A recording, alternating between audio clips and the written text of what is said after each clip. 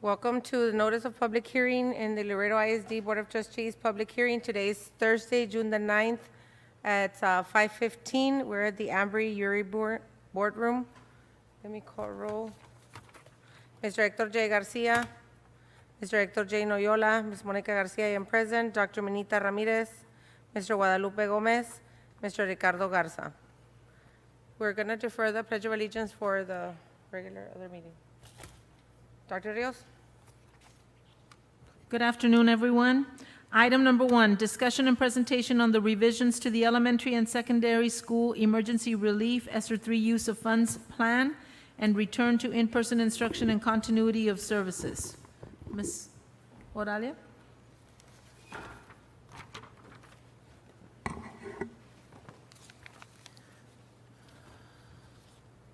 Yes. Good afternoon, Ms. Good Garcia, afternoon. Dr. Rios, and members of the audience. So the public hearing is to review the ESSER use of funds as required by statute, that we review the use of funds plan and also the return to in-person instruction and continuity of services plan. And I do want to acknowledge Mr. Jose Vasquez is here with us, one of our accountants. He's the one that assists in monitoring the ESSER funds and in doing the fiscal reporting to TEA. Welcome. Nice to see you.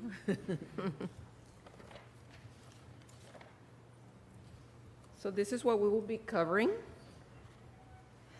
And as mentioned earlier, we are required to do a 6-month review to go over any So is revisions. this something that's going to happen, these public meetings, or public hearings, are we going to have them every 6 months because of the new ESSER funding, or is it just normal? It is required that we have it every 6 months if there's revisions.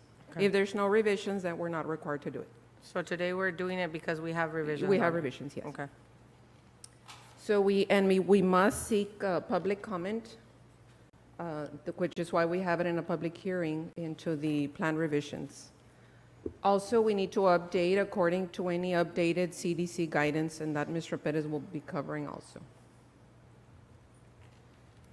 So here we see the original budget.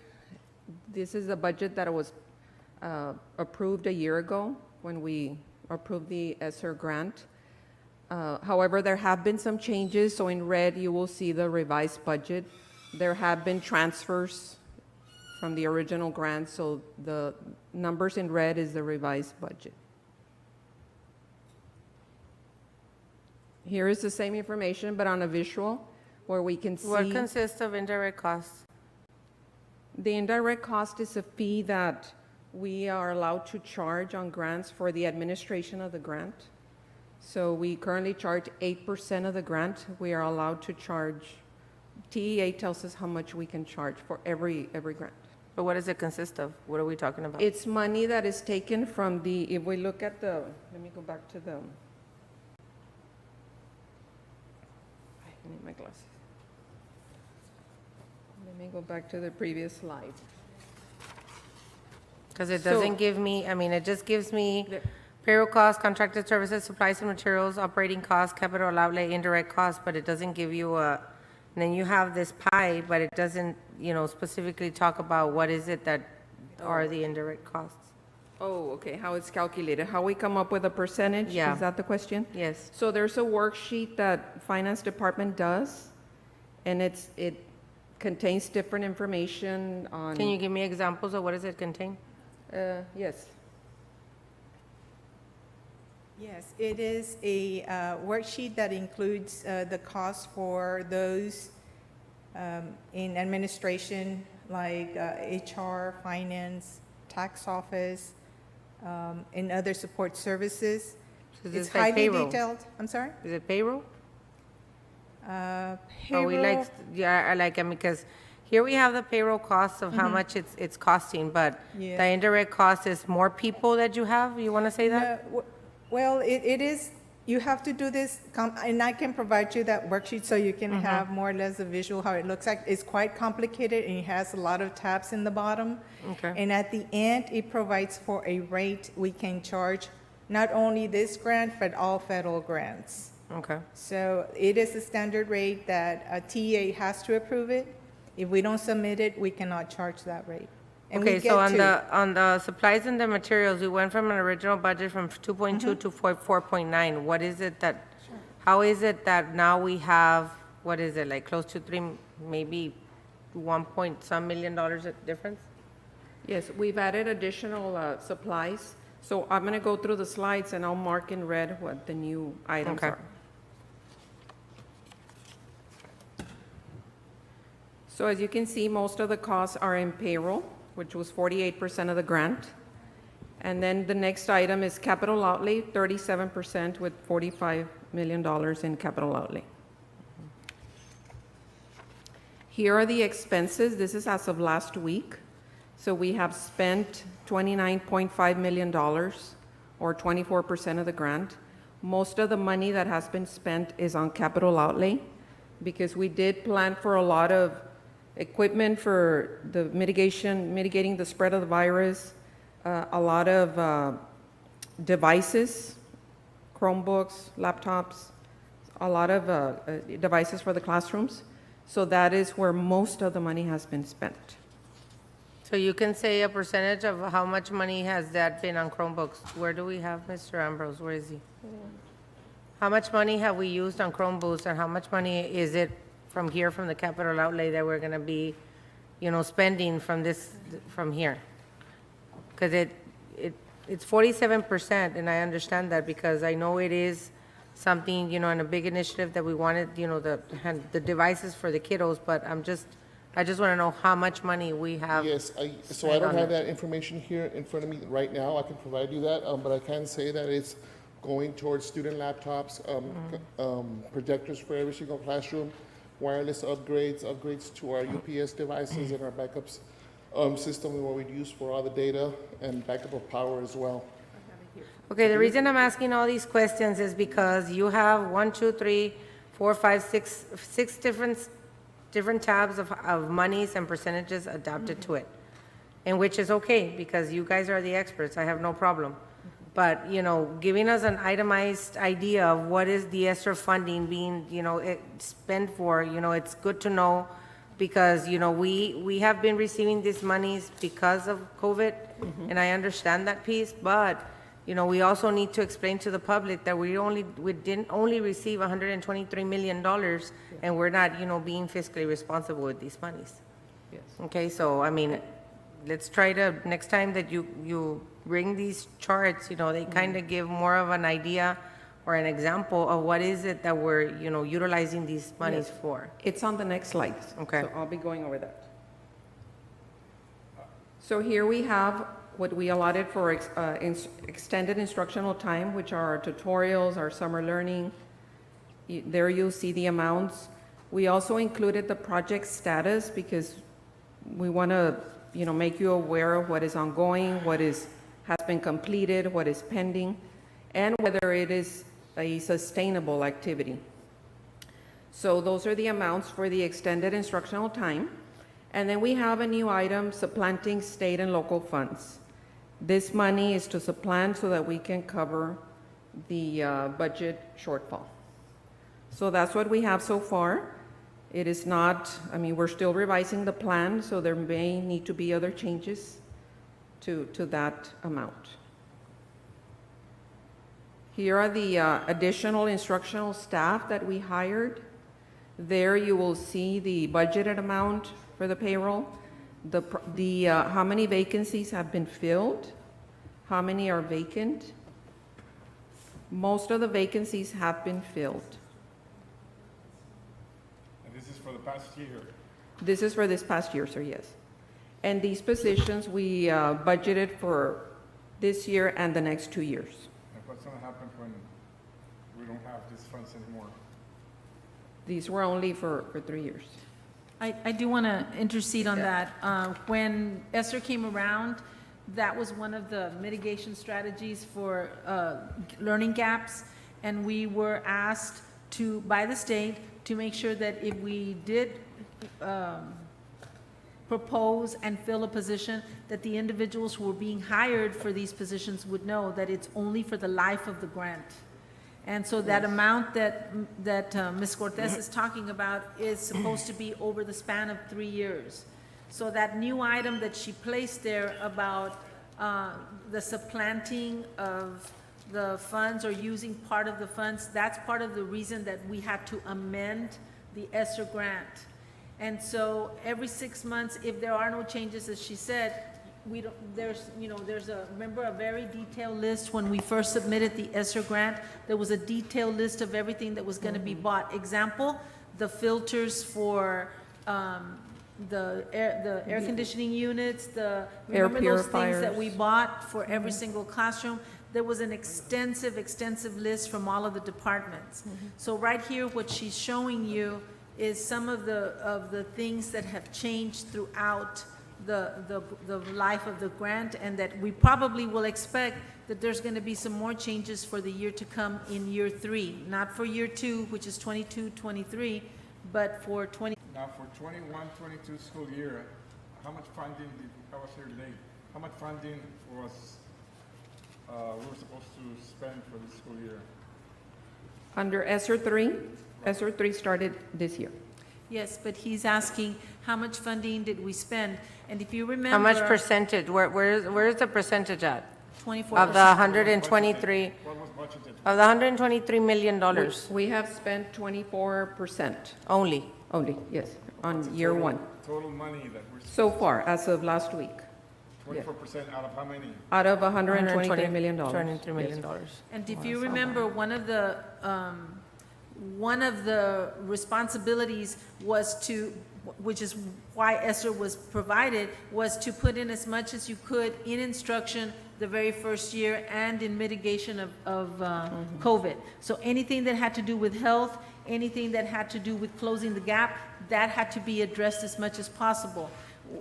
During the course of this grant, remember that there were also other capital projects that could be included so that that way those two foundational goals were being met, the mitigation and closing the gap. Yes, there was a 20% requirement. 20% of the money has to be spent on addressing the learning loss, which includes our summer, our tutorials. So here we see just a change on the positions for a facilitator for dyslexia, 504, and MTSS. Before you go on, can you check your mic? Check your mic. Testing, hello, It's not on, Check your mic. testing, hello. it's not on? Yeah, it's on, but I don't think Mr. Noyolas is working. So we probably just need to exchange the other mic? Do you think so? Hello, yeah, There. sir. Oh, there we got it. There you Okay. go, got it. Thank you, I'm sorry. Good afternoon. So whatever he said doesn't count, now I'm joking. All right. Okay, go on. So ma'am. here we have more of the additional support staff. Again, how many positions have been filled, how many vacancies there are. This is extra duty for professional development. It is ongoing. And then here we see the software programs that we bought to address whether it's for intervention, enrichment. There are no changes here. And you'll see that most of the projects have been completed for year 1. So is there also, behind this ESSER fund monies where you're saying year 1 is completed, we still have to comply with year 2 and year 3, is that Yes, basically what so you're we saying? have a budget for year 2 and year 3. Okay. Yes. Here on the contracted services, we do have some new items here. The HVAC projects do require engineering services, so that needs to be included in the application. So we will be including that in the next amendment that we submit, probably in a week or 2. So those 3 are new: engineering services for HVAC assessment, architect services for minor construction projects and expansion of a school cafeteria, and professional services for alarm system assessment. Those all require approval from TEA. I'm sorry. Here, these are some of the items that we have bought. These are the, So if it says completed, we're not using anything for year 2. some are just only year 1. Like Okay. these projects, it's just a one-time, so. Okay. Yes. Here you'll see some of the items that we have bought, devices for the classrooms, materials for our special ed students for dyslexia, replacement of some student Chromebooks. Something new that we added that was needed because we had a decrease in another fund for textbooks. We had to provide $965,000 for textbooks. That was not originally on the original application. All of these have been completed. Some of the mitigation supplies for our cafeterias. What we added here new is the mounted water fountain kits and also HVAC maintenance supplies and filters.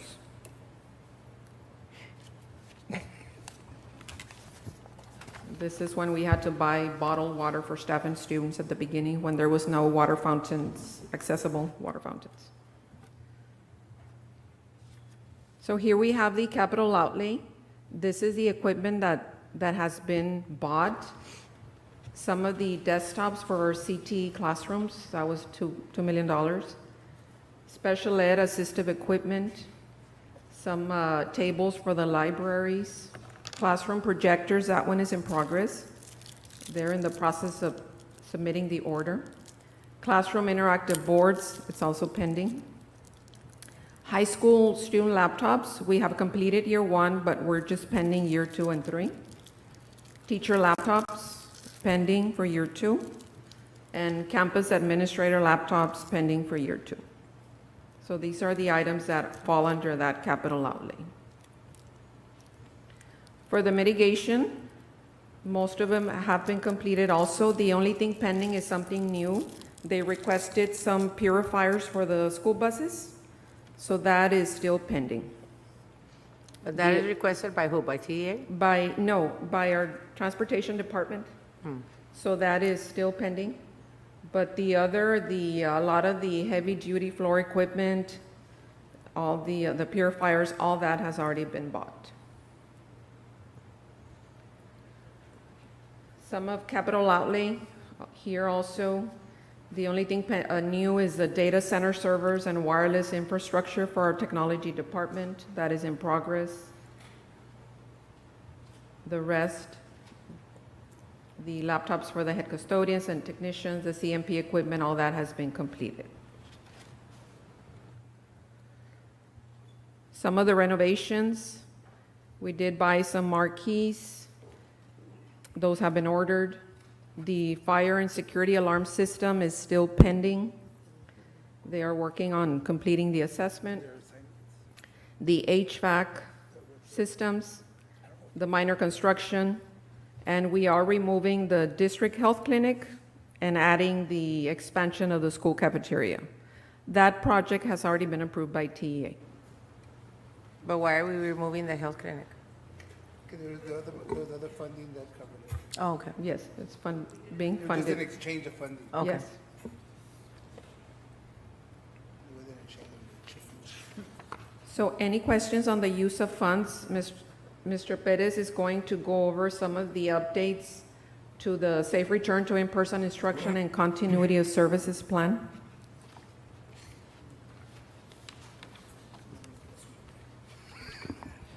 Thank you, Ms. Cortez. Good evening, members of the board. We're going to focus on the second bullet there, implementing the mitigation strategies for the next 6 months. So one of the things that we've done is, again, to order from some of the vendors. We've ordered the Quick View and the Binex Now. We do have COVID test administrators in every campus and every department. We continue planning for vaccination clinics with our health partners. And again, we continue to offer the vaccinations. We will offer the vaccinations to 5 to 11-year-olds. Again, we're in the process of possibly placing an order. So we've been inquiring, making contact with DSHS so we can move forward, work in collaboration with our health services department.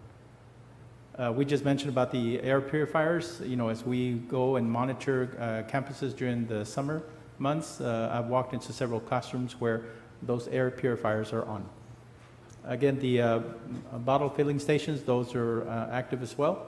And the mitigation crew is on standby to assist in making sure that they support the campuses in the cleaning and the sanitizing.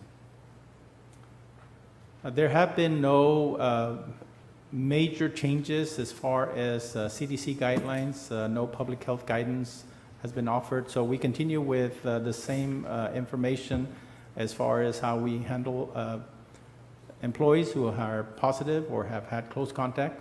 And so, just this week, for example, we did have 8 COVID positives on Monday. We did have 7 on Tuesday. We had 2 yesterday and 2 today. But we continue with the mitigation of this, and as soon as we find out, we go ahead and take measures to make sure that our employees are staying at home. The same thing with our students. We follow very similar protocols. I know Ms. Lopez is here, but again, we follow all these protocols to ensure that we keep COVID-19 out of our campuses. Any questions on the instructional continuity plan? No, sir, thank you. Thank you. Dr. Rios? Item number 2, discussion and presentation of the state compensatory program eligibility allotment and program evaluation.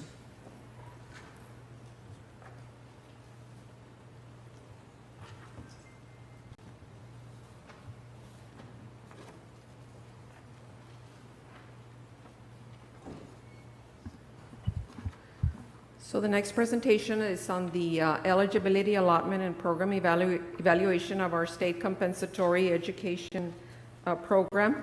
We are required to have an annual public hearing to provide this information. So what is state compensatory education? These are state funds that we receive. It's for programs and services designed to supplement the regular education program. And it is specifically to support our at-risk and our educationally disadvantaged students.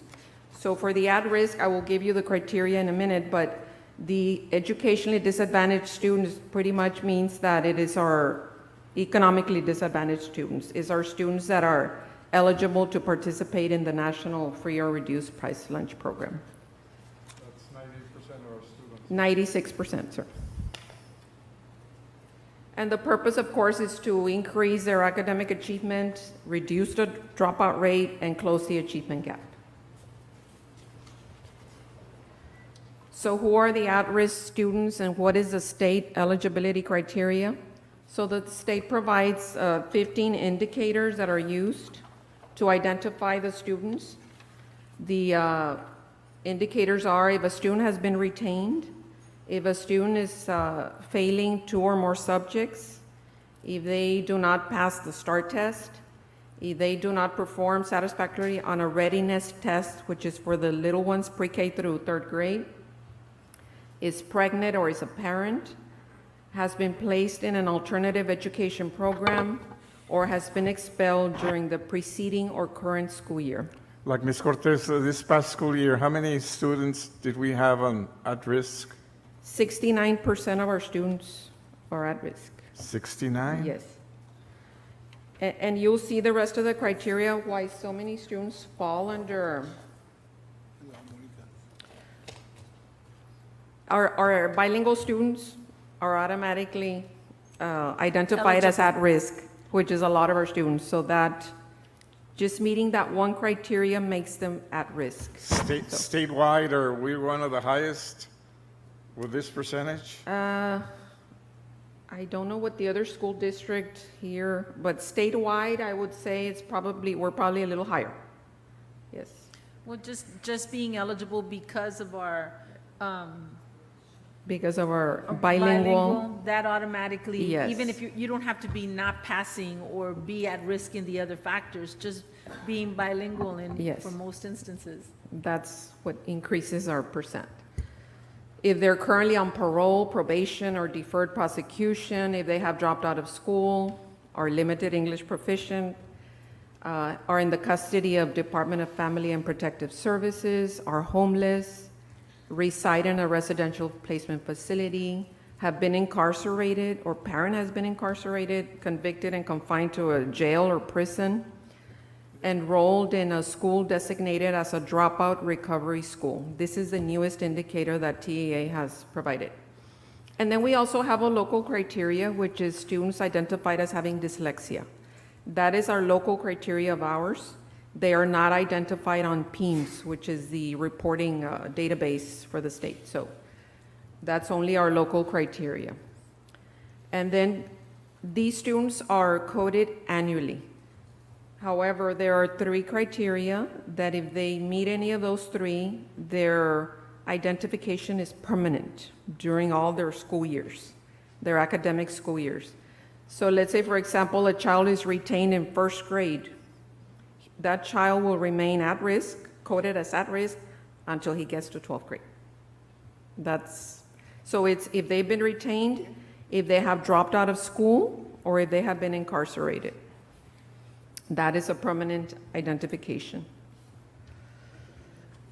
So how do they determine the state compensatory allotment for the district? So the state uses a tiering methodology. They look at all our economically disadvantaged students, enrolled as of snapshot, and then they assign them tiers. Those tiers are assigned based on the census block.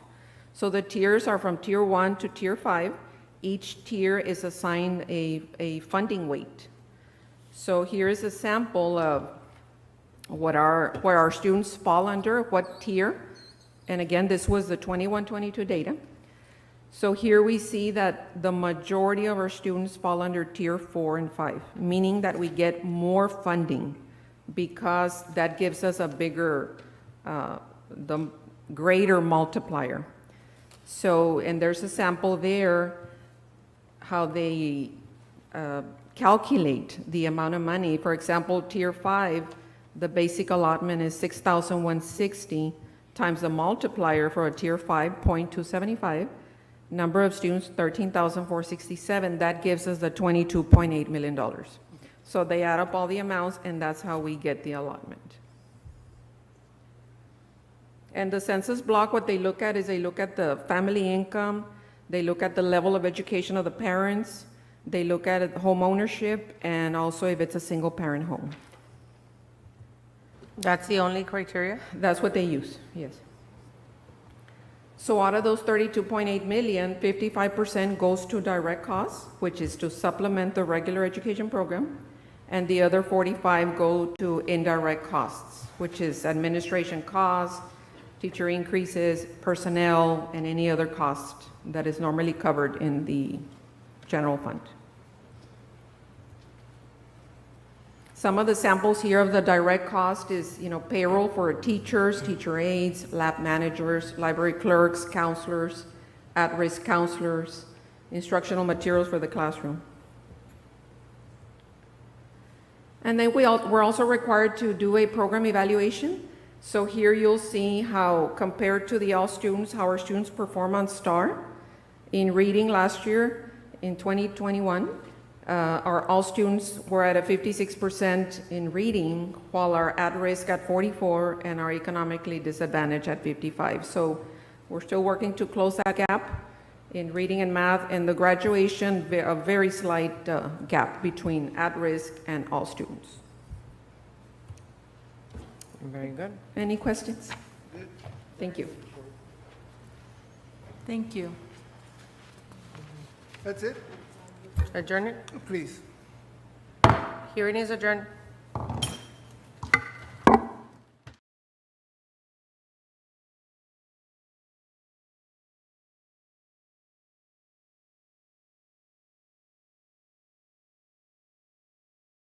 Good afternoon. Welcome to the Laredo Independent School District Board of Trustee Business and Support Service Committee meeting. It's Thursday, June 9th, 2022. It is exactly 5:44 in the afternoon at the Amber Year Boardroom. Roll call, please. I am present. Mr. Hector J. Noyola? Here. Where is the thing? Hold on. Stationary, I said stationary.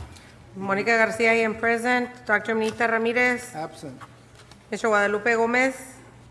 Mr. Absent. Ricardo Garza? In the house. Dr. Rios? Did you say the Pledge of Allegiance in the first No, reading? not yet. Would you all please stand for the Pledge of Allegiance? Ms. Cortez, you will substitute the girl, would you please lead us?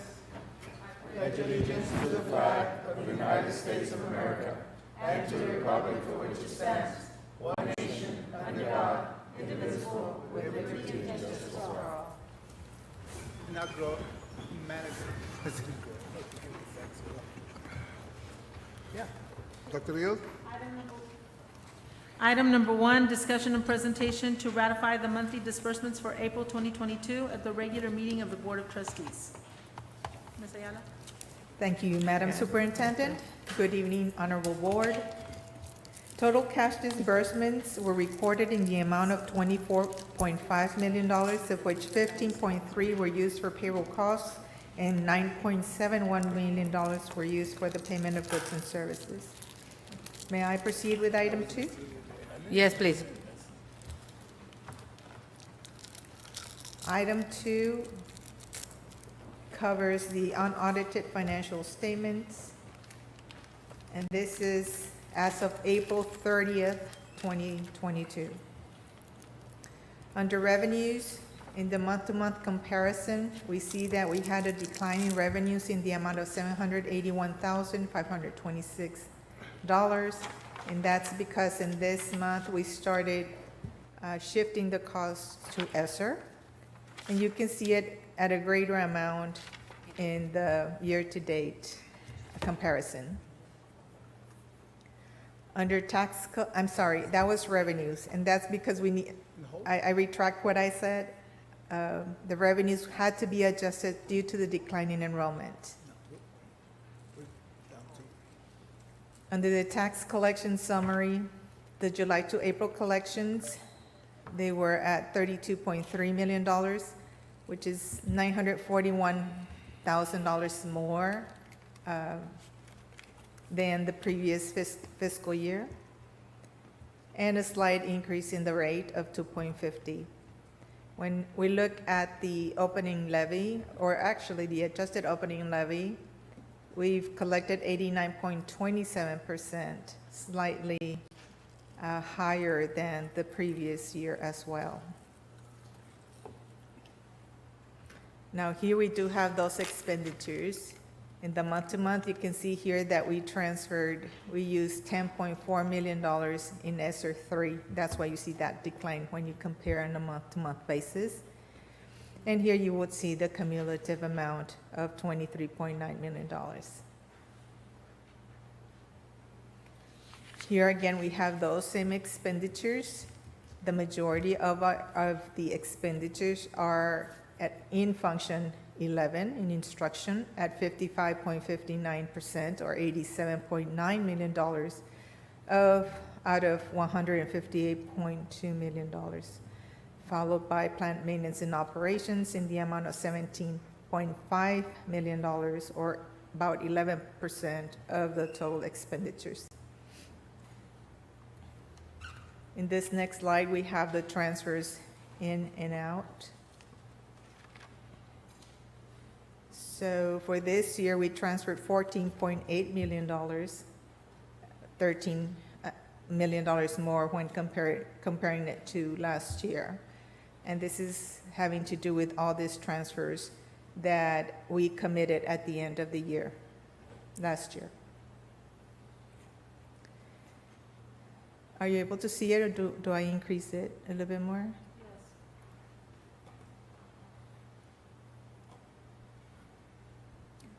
Here we have the administrative cost ratio. The first threshold ratio is at 8.55% to earn the 10 points. However, our amended budget has a 10.25%, and the fiscal year to date is at 10.55%, landing at the 8-point category.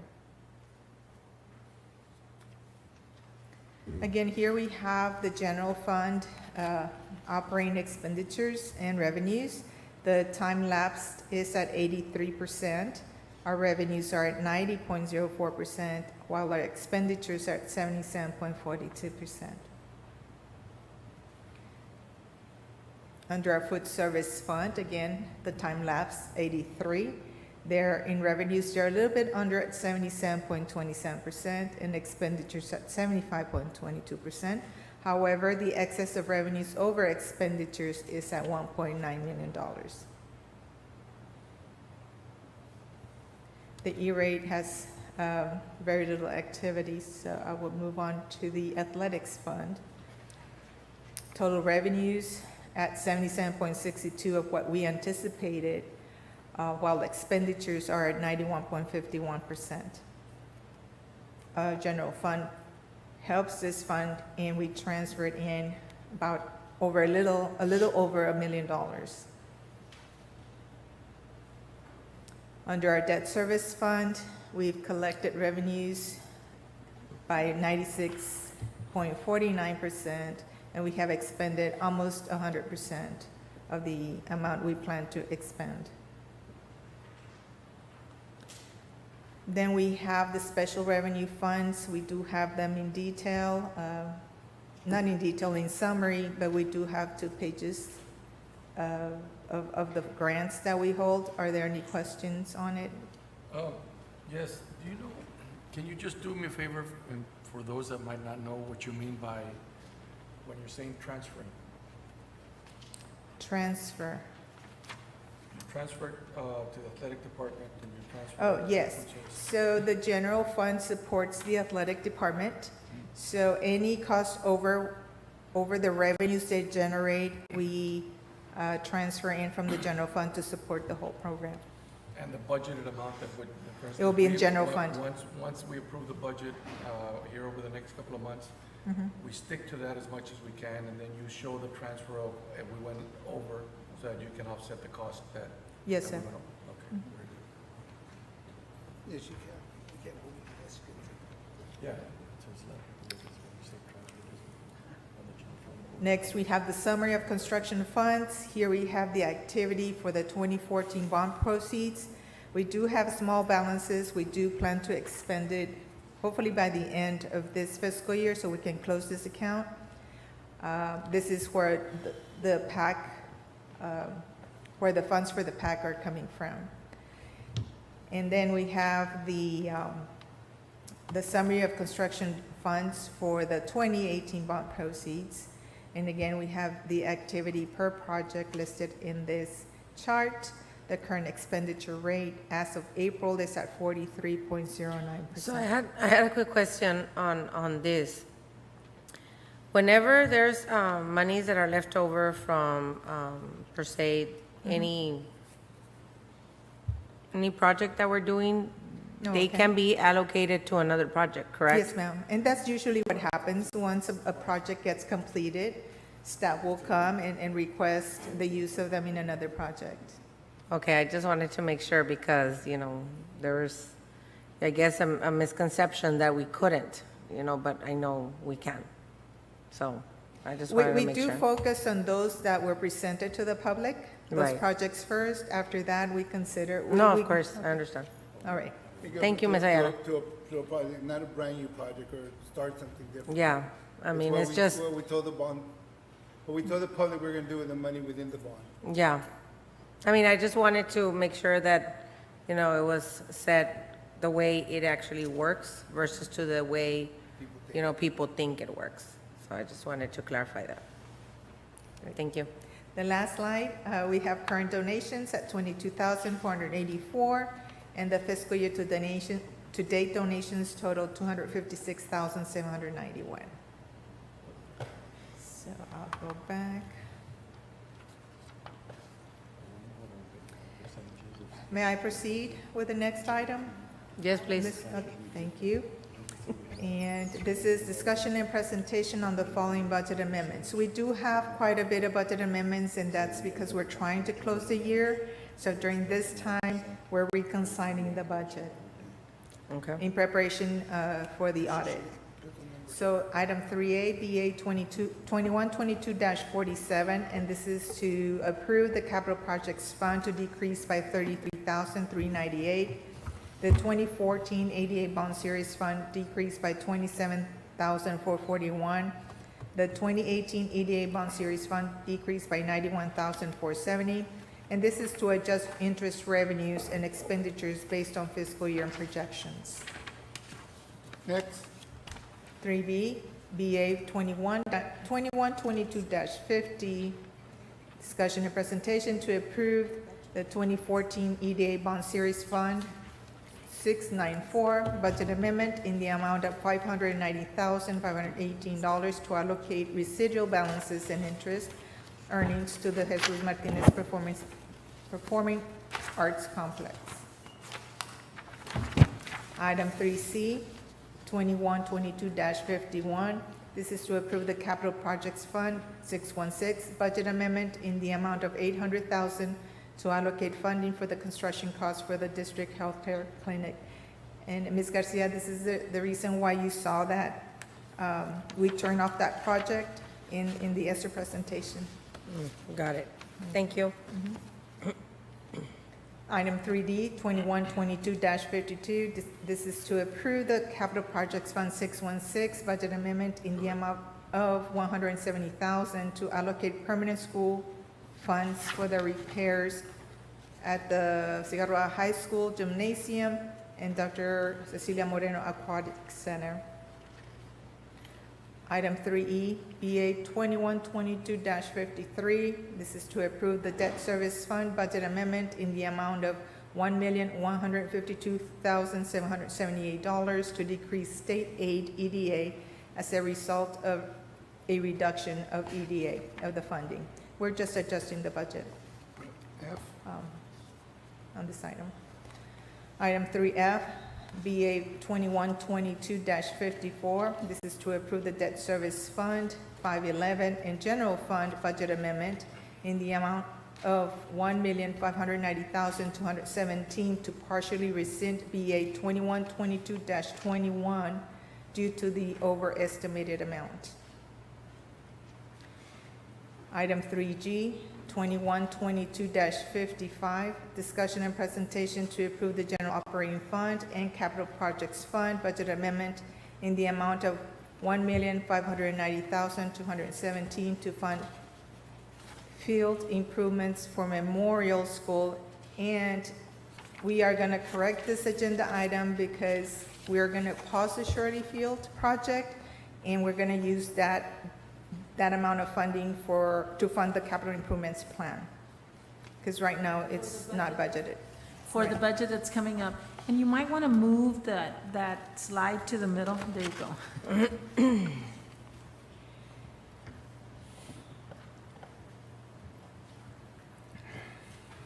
May I proceed to the next item? The next item will be presented by Mr. Hector Mejia, and these are the procurement items.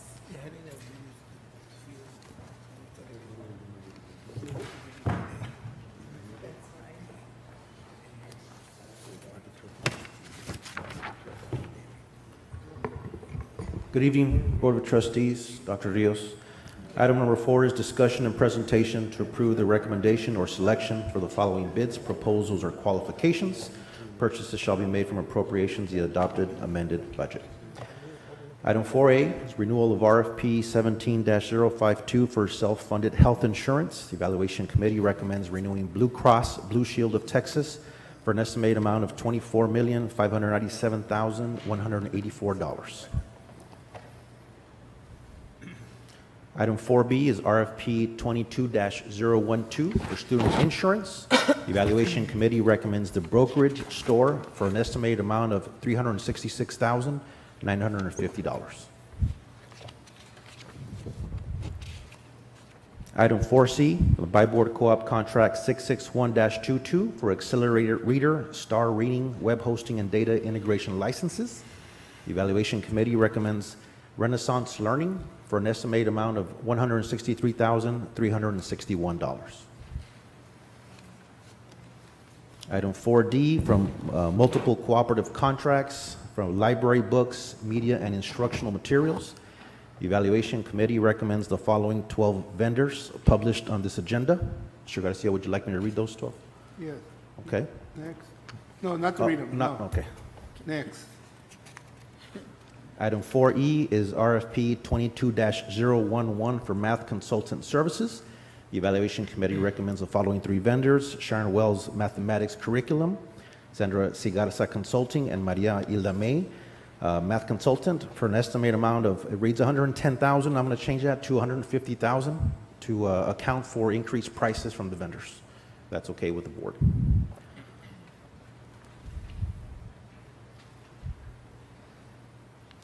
Item 4F is RFP 22-009, Reading Language Arts Alignment for Elementary through Secondary.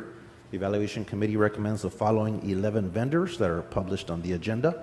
Would you like me to read those, Mr. Garcia? Mr. Garcia? Yeah. No? Okay. Item 4G from the Allied States Co-op Contract 17-7247 and Buy Board Co-op Contract 661-22. Human Resources, Financial Management, and Special Education Student Software. Evaluation Committee recommends Frontline Education for an estimated amount of $515,000.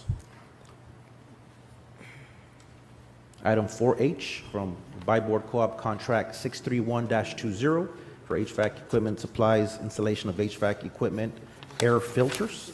The Evaluation Committee recommends Air Relief Technologies, DBA Tex Air Filters Manufacturing Company, and Train for an estimated amount of $125,000.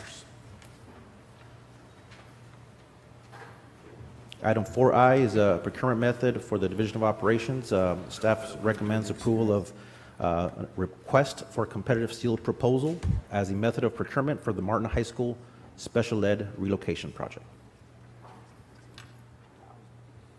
Item 4J from RFQ 2019-007 for the Professional Architectural Service. This is for the door replacement projects through the campuses. The Evaluation Committee recommends Madeline Ann's Slay Architecture, DBA Slay Architects, which represents the best value to the district. The vendors recommended from the pool of vendors who were previously awarded on RFQ 2019-007 for professional architectural services in February of 2020. Next. Item 4K, from Buy Board Co-op Contract 661-22, Human Resources / Financial Management Software Maintenance. The Evaluation Committee recommends EMS Link for an estimated amount of $89,000. Item 4L from the DIR Co-op Contract DIR-TSO-3789 for Apple Products. The Evaluation Committee recommends Apple Inc. for an estimated amount of $2,350,000. And item 4M from multiple cooperative contracts for student data software licenses. The Evaluation Committee recommends Skyward and Instructure for an estimated amount of $686,676, which represents the best value to the district. Thank you. Ms. Ayala, you recommending those tax refunds? Next. Okay. Item number 6, may I? Yes.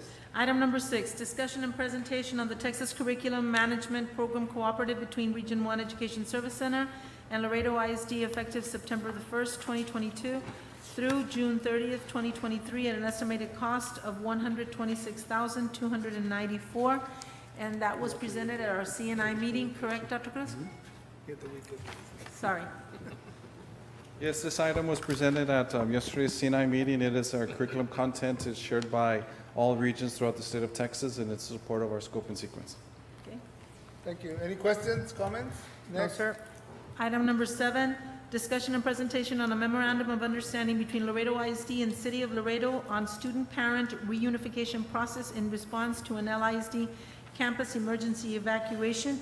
We had this item at our Student Services. Student Services Committee, and it's really a plan, but at the same time, it's a collaboration between us and the city. Does anybody have any questions on any? Okay, thank you. Next.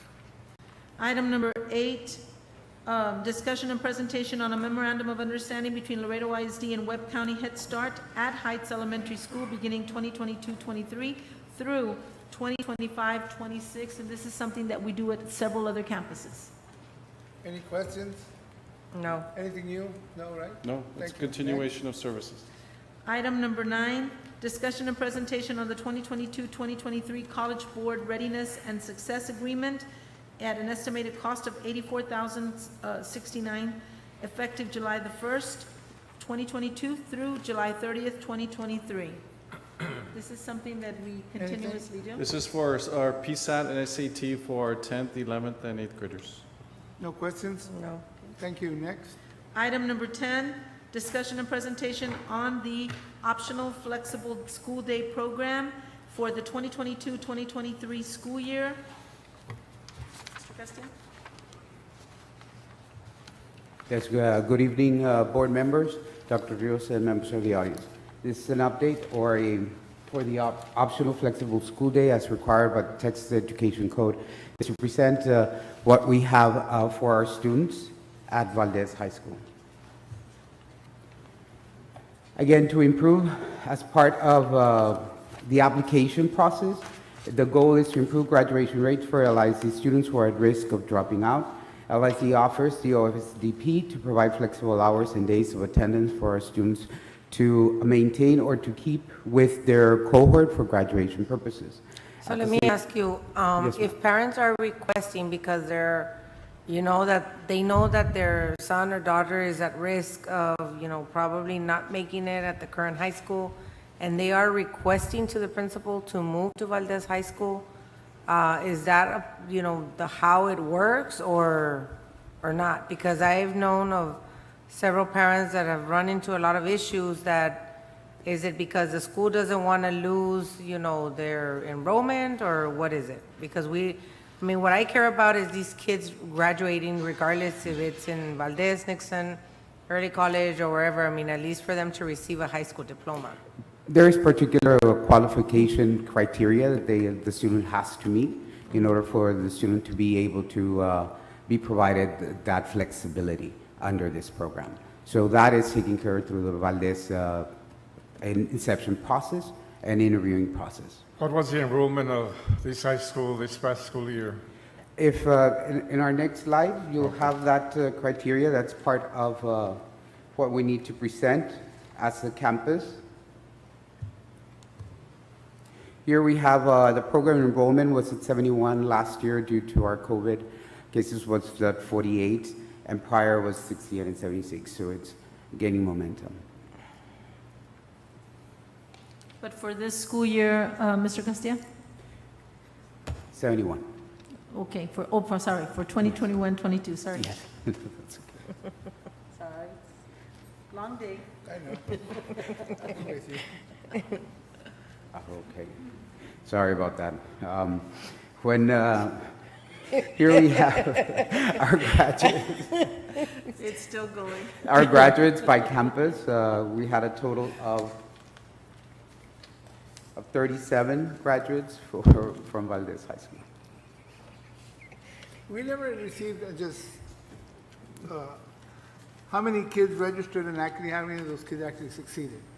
I know we're saying, okay, Nixon High School, 2000, whatever, 2016. But how many kids actually went into that program? That only 16, or were there only 16 kids? Well, You get I me? would need to get that information for Yeah, you. that sir. would be interesting because they do an excellent job. We're getting more kids graduating. Correct. But I'd like to know if we had 50 kids in there from Nixon and only 16 made it, then it wouldn't be that good. If it was 18 kids and 16, then I would say, wow, that's great. Just because they do an excellent job. I'm not going to say anything else. But I'd like to know what the numbers are. To begin with. Right. So this past school year, you had 71 students. Correct. And 37 graduated? Yes, because the other ones probably are undergraduates. It can be Yeah, the 11th graders and 10th graders. So they're going to be at a different grade level because remember, Correct. it's an The optional 71 are flexible day. mostly seniors. Yeah. In this case, we only had this many. Right now, we do have some 12 students that are participating in the summer program. No, I went to the graduate. awards night, and there were some that graduated, but there were several kids that they were the second year, the Correct. sophomore, junior year, so it's It depends on the number On of the credits number, that they right. have because that's what they're supposed to be trying to do. We're trying to recover recover them. them. And Right. so some of them are at a different pace than others. yeah, Okay. thanks. Here we have the credits earned by school year. It's starting from 2018-2019, 823 this particular school year, and 2021 and 22 without counting our summer program. They have accumulated a total of 493 credits. This is all I have for you. Any Thank you, Mr. questions? Garcia. Thank you. Thank you. Mr. Garcia? Please. Okay, now, item number 11, discussion and presentation on the Memorandum of Understanding for Preventive Dental Health Services with the Department of State and Health Services and Laredo I.S.D. at no cost to the district. This was also presented at our Student Services Committee, but Director? You are a nurse anyway, right? Yes.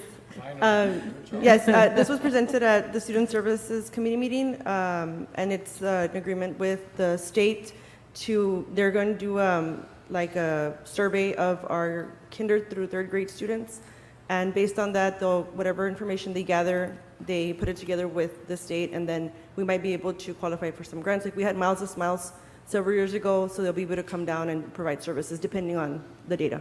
So, I know we talked about this, Matt, a bunch of years ago, because I remember there used to be this really, really nice lady when I was in elementary and junior high and high school that used to do,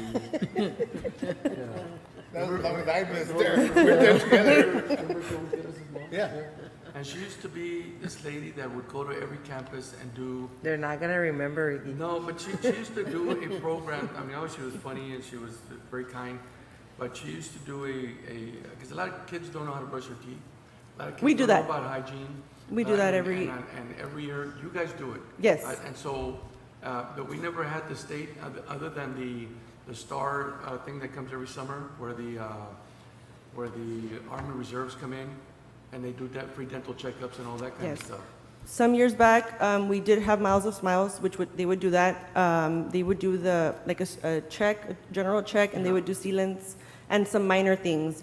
They're also able to do sealants and some minor things. It just depends on what they find, and they'll give referrals to go to the dentist. Miles of Smiles was a grant that came from this program, but the funding finished. Then we had a partnership with Planet Dental for about a year and a half, and then, COVID happened, and now we're back with, So, to renew do this. you think we are there now, or this coming year, where we're gonna do enough about that? I think it's a very important program, that's why.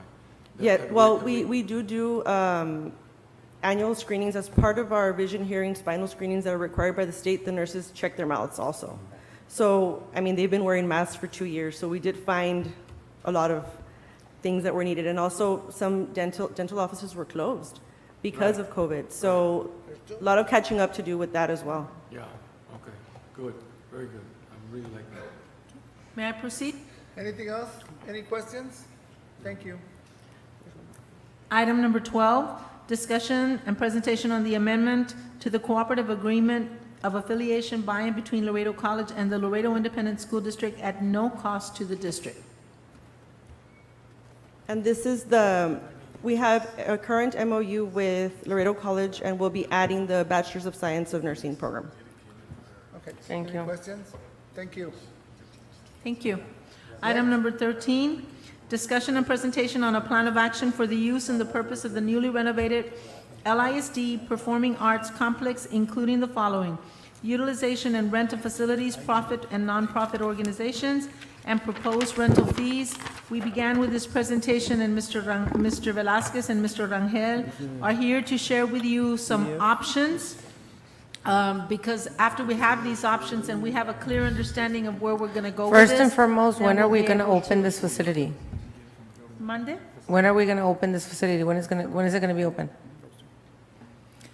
Well, Anytime now, Yeah. that's the correct answer. I think it's September, looking at the auditorium, the naming and opening it up, it's already open. And I don't even know when is the dedication. faculty, the administration building be ready? It's by the end of July.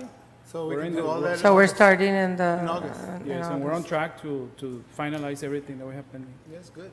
Okay. You might have to go up there and make it a little bigger. Yes. I got a paper here. And I'm going to start with, thank you. Good evening, members of the board, Dr. Rios. I'm here with Mr. Rangel. He's been instrumental in kind of, developing part of this information. And basically the intention here is just to see what is the approach that we need to take, because obviously we need to adjust our services to meet whatever the wish of the board is. So we have a couple of things like, to consider when it comes to the facilities. One is definitely the increase on UIL events. Now that it's in compliance with UIL, we expect to have more. Obviously the increased cost of utilities, including electricity and things like that wear and tear, the handling of audio and video equipment, conflicts with dates for board meetings and other district events. Obviously, third-party licenses for alcohol, in case, again, that's even considered. And the comparison between the revenues and obviously the operations cost. And as I mentioned before, like our intention is just to have a clear picture as to how is that we're going to handle these facilities by the beginning of the school year. And from that point on, we're going to continue whatever, again, the decision of the board is. We came up with some proposed fees based on current prices in different venues, locally and in some other cities. And you can see at the bottom that we are recommending those fees. Obviously, is per day, is the daily fee for the auditorium based on the capacity that we have. We're recommending $2,800 for the day. For the conference center, $2,000. Okay, go to the auditorium. Where do you get $2,800 from? Well, That, no, is that with everything that goes with it or not? Because I know you're getting some from Tammy U and you're getting choices from LC, which correct. they have nothing to do with taxpayers. Yes. This is built by, this building was built by our taxpayers. Yes. And when we went out there, that's what we told them, we're bringing back so they can do that. I'm not in the favor of renting it to everybody else, but I think nonprofit organizations, I think. What is considered a nonprofit organization? Can you all give me an example of what is a nonprofit organization? Yes, and there's like a designation, and I'm just gonna move on to this other document that we have here. And this document pretty much like shows all the different scenarios that we could have. Oh, yeah, when it but comes can to- somebody name me what is a nonprofit organization? What nonprofit organizations do we have in the city of Laredo? Florida, you can There's a probably form. define what that The is. form is 501c3. Every organization, and you can see it here on the screen, this little square. That is the form that an organization is supposed to hold in order to be considered nonprofit. Now, there's some other organizations that they do not make any profit, but they don't have this So form. I see in this proposed rental options that we have going on here, alcohol allowed with third-party license. How are we even going to contemplate, wanting alcohol in any of our facilities to begin with? Yes. I was actually reading this last night, and it says here that, school boards must also prohibit the use of alcoholic beverages at school and related or school-sanctioned activities on and off the property. That's a Texas Education Code 38.007A. Can you look at that, Mr. Perez, just to see if we can even, regardless if they're gonna bring their own licensing or not? That actually would look back to when we had it at the Civic Center. Yeah, As long but as this there's is no not the stu- let me Civic finish. Center. As long This as is there's not no the Civic students- Center. As long as there's no students on the property, it's when you're renting it at another time, when they had the Civic Center, that we owned it. If you had your own license, you're able to bring it in for dances and all that. That was already, we looked. Yeah, our- but our we had attorneys bought looked at that contract, we had bought that contract at the Civic Center, we bought that property and we bought those contracts. Yeah, but they looked into those issues because we owned it, so it's a brand, we don't, just because you buy it, that doesn't mean that we can sell alcohol. We still have to follow. Well, I did my laws. own research as far as districts having things like these within our vicinities, and I did my own researching because I am not okay with renting, because I would at least want to see the first year to see how much calendar usage is gonna be done by our LISD people first, before we even contemplate in renting it all out, because we're gonna start off a new year and where you're saying and you're stating that it's gonna be open in August. So I would like to see how much of a usage are we gonna have from August all the way through May? Just to kind of give it first to LISD, and then once we kind of see that we have a lot of gaps, then we entertain the idea of probably renting it out. And like Mr. Garcia is saying, the taxpayers built it, yes, they built it, But when we went out for a referendum, or the city of Laredo went for a referendum for a conference center, the people didn't vote for it. They said no. You know, so now we have this opportunity, you know, to give this back to LISD for the full purpose of LISD using it to the full capacity of it. You know, I'm pretty sure that I don't know how many people have already inquired, and this is just for us to find out how much usage we're going to use just the first year. Like, at least, you know, for us to really, really find out, and then after that, you know, we see that there's a lot of open space, then rent it out. But other than that, I really don't think that, you know, we should really, really take care of all the facilities that we have for LISD first, then go out I for... understand where she's coming from, and she's right to a point, but at the end of the day, when we went out, if we're not gonna be able to do that, then we lied to our taxpayers. That this facility is going to be for, not only for LISD, but for the public. That's what we went out and we asked for their support. Because I We gave thought- it to us. Let me finish, at 60% of the time. The facility is not going to be used during the day. It's at the evenings, at the 7 to 8, Saturday, Sundays, when we don't use it. I do understand that our needs go first before anything else. You're not going to rent it if we have something there. And I don't think, the alcohol, I agree with it.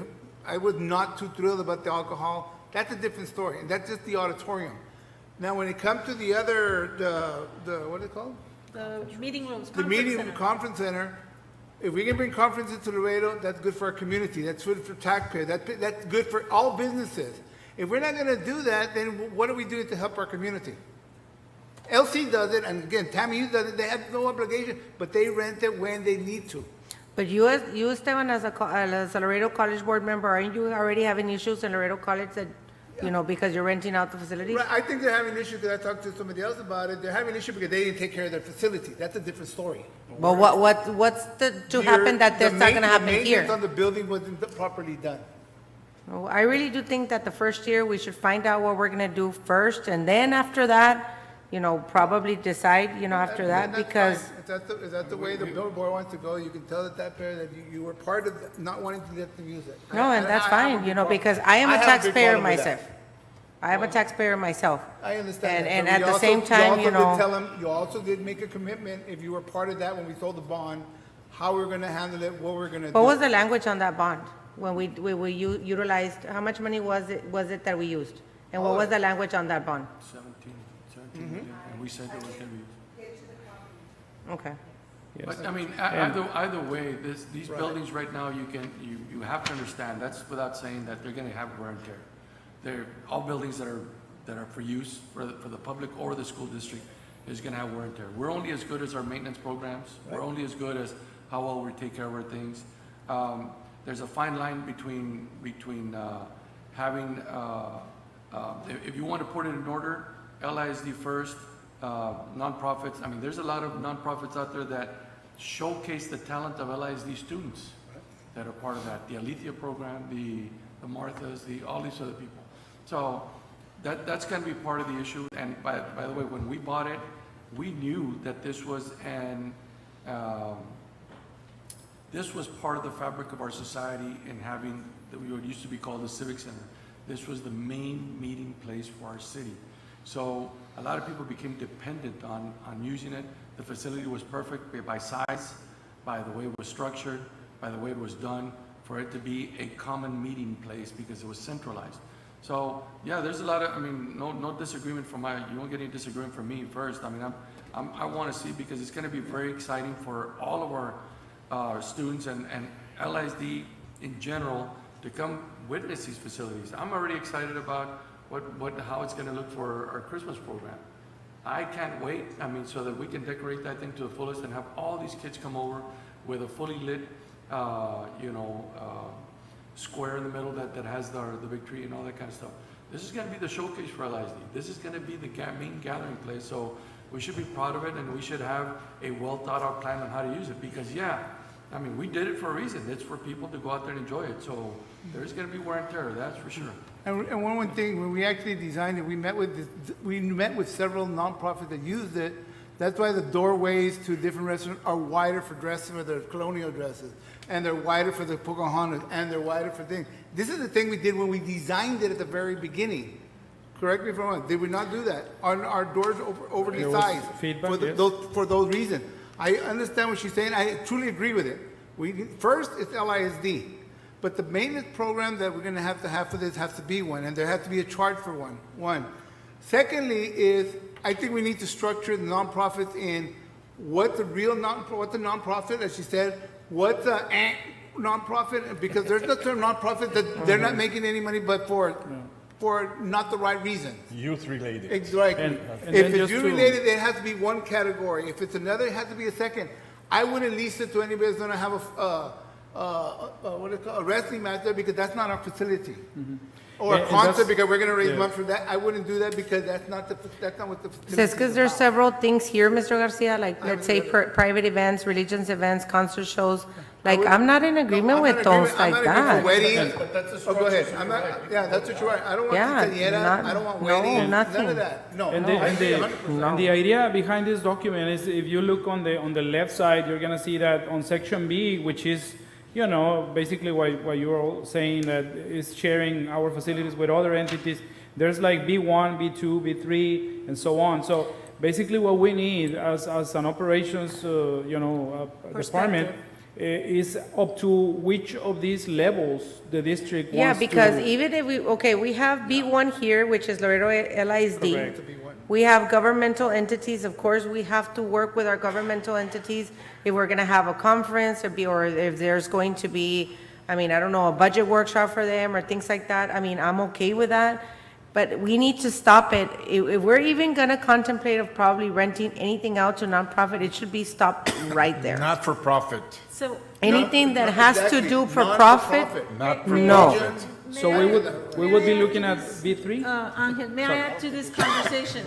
Angel, Mr. Velazquez, and Mr. Rangel, what they did was put a chart together to ask you to choose each of the columns that you want to include. So in other words, if you're deciding as a board to do this or not to do this, they just put the possibilities in each of the columns, and we need to. No, and X it's out. very well structured, Dr. Yeah, Rios, and and you I can totally X it understand, out. yes. So But if what you I'm wanna saying, say- what I'm saying, and probably I guess the direction this board is heading, is stopping it right at nonprofit.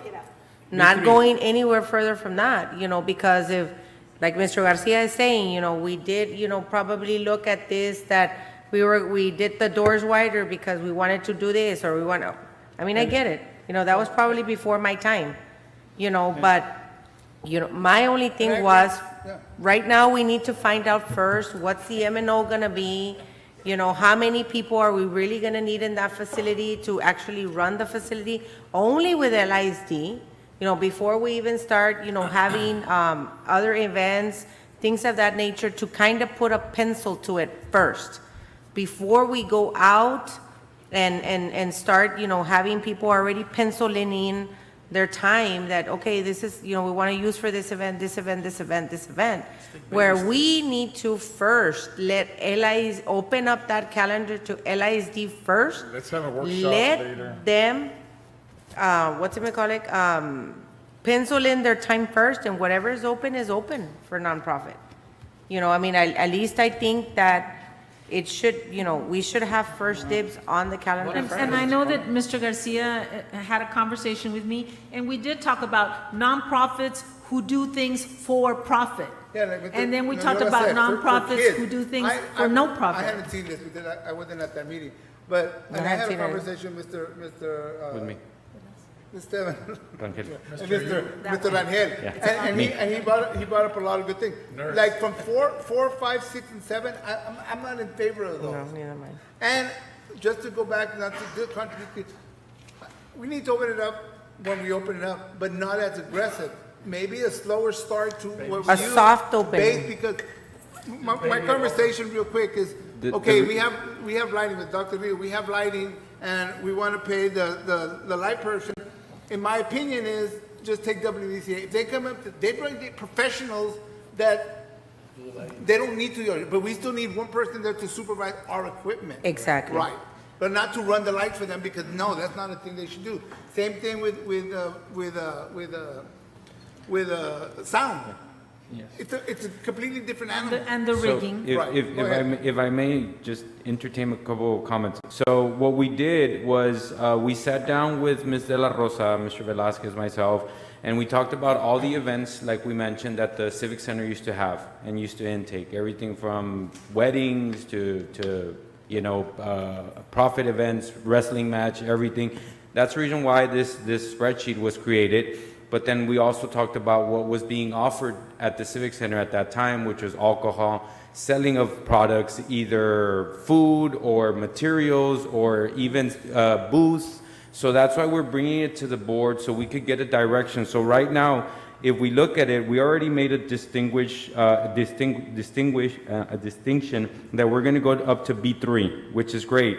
Then the other thing that we need to find out is the columns right here. So right now, the board is giving us directions that alcohol is absolutely out of this chart. But that's the only thing that you, in the alcohol, and I'm not for alcohol, but if you're gonna do, just take it, if the Pocahontas decides, I'm gonna do my thing and their ball there, then it's a different thing, but it's at night and it has no kids there. That's what they did before, because they do that. No, because the kids are gonna be the part of the They do it Pocahontas. they're doing it at the LEA, and there's a law that allows it because they have to bring their own licenses. We have nothing to do with it. The liability doesn't fall in the school district. Just things to look at. And one more thing, when you go to 3, in the nonprofit, in that one itself, we need to structure it in a nonprofit, and that there's nonprofits that really make money for whatever, and there's nonprofits that make money for kids. We have to categorize it different, so if one costs you $2,800 to rent it, if it's for kids, then it should be like it should be a little lower because it's a good cause. Those are the things we might want to look at. I don't know. And that's why And I'm going to say something from the perspective of people handling this. We really wanted to they wanted to put this chart together, we wanted to put this chart together so that a decision is not going to be changing every single time. If we have a clear picture of what is going to happen, that way it doesn't become, let me make that decision, or whoever else is going to be in charge, or some other person be in charge. No, if we have a clear picture of this is a yes and this is not a yes, then it becomes easier for us. We need a workshop to address this properly. We need a workshop to address this properly. But one thing is, once this is set, it's set. And because everybody, they want to, let me call Monica to see if I can get a discount, not just Monica. Any board member, no. Your answer should be, it's already in writing, and we already looked at nonprofits and all that, and that's all we can do as a board. Right. No ifs or buts. No answers to that. That way, yeah. And that's why it's tailored in the shape of a menu, pick and choose options, including like full fees or just reduced fees if it's nonprofit. I mean, there's why are we doing full fee, reduced fee and all that? It's just it should just say One fee. That's it. That's what we're charging. If you want to use it, fine. If not, because even right now, I mean, we have to be realistic right now. Even nonprofit organizations, let's per se, Pocahontas or the Marthas, that Mr. Garcia just mentioned. They're using Alteza, which is charging $10,000, $12,000, $15,000. They're using Paseo Real, which charges $20,000. They're using the LEA, which is charging maybe $25,000. And then you want me to tell you that only because you're a nonprofit, we want to give you a reduced fee? You were already used to paying those amounts. So let's just. They're not paying for them because the cities has their dates and they're giving them to them. Alteza, Paseo Real does not give anything out for free. I think we're selling ourselves a little bit short on that. Exactly. That's fine. But the point is that, thank you for bringing the document. Now we can talk about it and refine it, because there's a million questions going on right now. But I do like the idea that once we set it in stone, it's there. But we have to contemplate exactly what she's saying, is that what do we want and what are the wishes of the board, and then just lay it out so that you all that are going to be there on a day-to-day basis getting those phone calls can say, hey man, it is what it is. The only thing I'm not okay with, and I'm going to really voice my opinion on that one, is even if it's at night, it's still in the confinements of I.S.D property, and there should not be any alcohol. I really don't think that is not, you know, the precedence or the stigma we should be setting forward. We are a school district, but we're still, you know, being part of, giving a community effort and being part of that. But, I mean, I myself asked, and no school district allows that, even for nonprofit. And no And the discounts. only, no discounts either. And the only one that allows that is Austin I.S.D., and they charge $1,000 an hour. For what, alcohol? No, to use their facility. $1,000 an hour. No discounts to. No discounts to local politicians. nonprofit, nada de ese borlote. So then we would just want to stick to this, the fee that is going to be presented, and that's going to be the standard fee. Well, that's the opinion one. I think we have to have options, because I still believe that, I still they're nonprofit, and we need to classify those nonprofit. Government too, I mean, what are you gonna do with the government? If the city or the county or Tammy, you say, we're having a conference, we need your facility, or whatever the situation is. In emergency purposes, I mean, it's like per But it se has to when be we in had writing. like the COVID stuff, We everything have that to was put it going in writing, on. because then it's very simple, oh, this is an emergency, can we use it? That's gonna be the. Well, we get a that di- would be did- option B2. Did we get a discount for using the same Serena? No. No, we did not. We paid did the- $39,000 for 2 days. How much? Yeah, $39,000 So we for 2 didn't get a days. discount See, from the if city. you look at option B2, which is government entities, that's why we did allow the menu, like Mr. Velasquez says, do we charge or do we not charge? Because I do understand the board whenever it comes down to this is an event that's going to benefit the community. So should we charge? Well, You know, so the idea has always got to be, in my mind, the idea has always got to be, you know, we are viewed at the state level and everything else as a poor school district. So, you know, people should understand that, and as I've always said here, I don't mind, you know, for my personal, you want to use it, just nomás no nos cuestes. So long as they pay their fair share, just don't let us spend money that we don't have Well, on hosting you. With that being said, anytime that you have security officers, police, as well as custodians, remember, anything after the 40 hours, it's time and a half. And if somebody is going to be using these facilities, that part plus the sound and light and all that, I think it's important. And I did one act play for 16 years. I'm going to tell you, if you don't have somebody taking care of the lights and sound, it is expensive. We need our own people to take care of that. Well, I can understand if a professional comes. Yes and no. You need somebody, you need a person that's in our staff to, if somebody else is running it, that they're there, but they have to be certified light or certified. Yes. Yeah, that I agree. If they don't have certification, do we have certification on our light? Do we know what we're doing? So it's just everything needs to be looked at. We Well, do it's just like recommend- it's just like the LEA. When we rent the LEA, they don't let us touch their stuff. They're there. running it. Especially the because sound system, the lighting, But we're that's doing very all the delicate. camera work. Right. That's very We're delicate. doing our camera work. They have their own. When it comes we're down doing to camera work when that's it coming comes out of down their to screen. that situation, we are recommending that they use our staff because they're gonna get certified in the month of July. Yes. So, and the reason for that is because that triggers that, will be Warranty. under warranty. So if for whatever reason you have Esteban Rangel that's handling it, and I broke it, and I'm not certified, then the warranty will not kick in.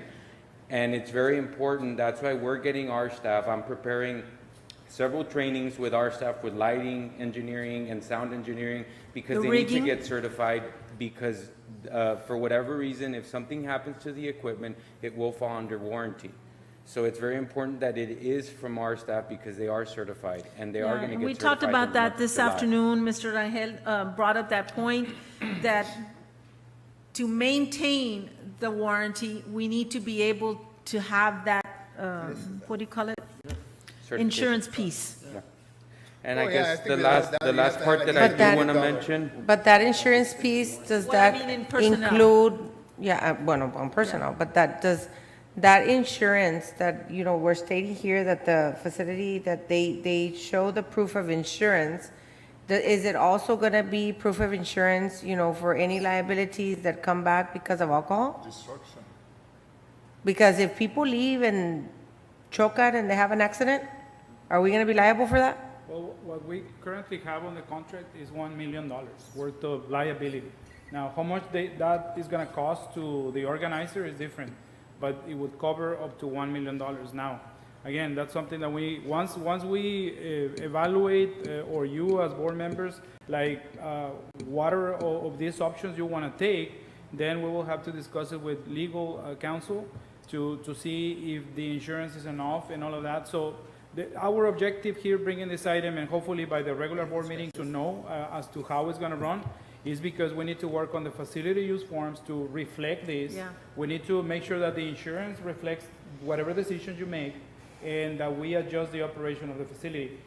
Again, is tailored in a menu format, so you can kind of like decide up to what point you want to go, and also kind of answer the questions of each one of the columns, because each one of the columns is posting the question, okay, fee or no fee, documentation The time, or not, all of type of insurance and selling stuff. So, but again, we're gonna be bringing the item again at the regular board meeting. And very important at the end, Mr. Yeah, if the last one that I do want to go ahead and cover, because it's very important, the last column, if you look at it, it says nonprofit political events, in or out of office. And the reason why we bring that is because there is a lot of events that happen throughout the community, if it's either from a judge, a council member, a trustee, a commissioner, that for whatever reason, they want to go ahead, and I'll give you an example. I'm a ex-elected official that wants to give out turkeys. And am I going to be allowed to rent the facility so I could give out turkeys to the community or to students or to whoever it might be? That's why it That poses is it not a because nonprofit. I know, but we bring it to the board because it was allowed back in the day, and we need to know, do we strike that? And for whatever reason, if ex-elected official comes in wanting to request to use our facility, our conference, or our grounds, are we going to allow it or not? Again, we don't have to make the decision right now, but we do have to be able to Consider. have a direction of where the board wants to Hey, you go. have no rental fees for LISD, Well, but but the principals have to rent a bus if they want to use it. well, I'd like to have that. okay, and For let the me use of the tell you why. facilities, for the Because use of as the it So if you're is, gonna rent it to a school, why don't they pay? well, because number one, That's this what you all saying, you know becomes, what? You're making them pay for buses? Not me. that's Not only me for the anymore. miles. Well, I mean, Okay, Alexis Solis is in. oh, we're gonna do it? I'll pay for it. It was really your idea, so I You're giving Flawed an idea. No, Right? but I think, No. again, look, the reason for, it was a good idea. It was a good idea for the buses because there was a lot of stuff that wasn't in your budget. That was the reason why we did it. It was Zero in- folder. And if it's not in the budget for the civics, or for the PAC right now to do this, then, why not? It shouldn't be an exorbitant amount, but it should be something, again, that place, remember, if you look at our line budget item, I think it was $644,000 a year for that whole PAC area.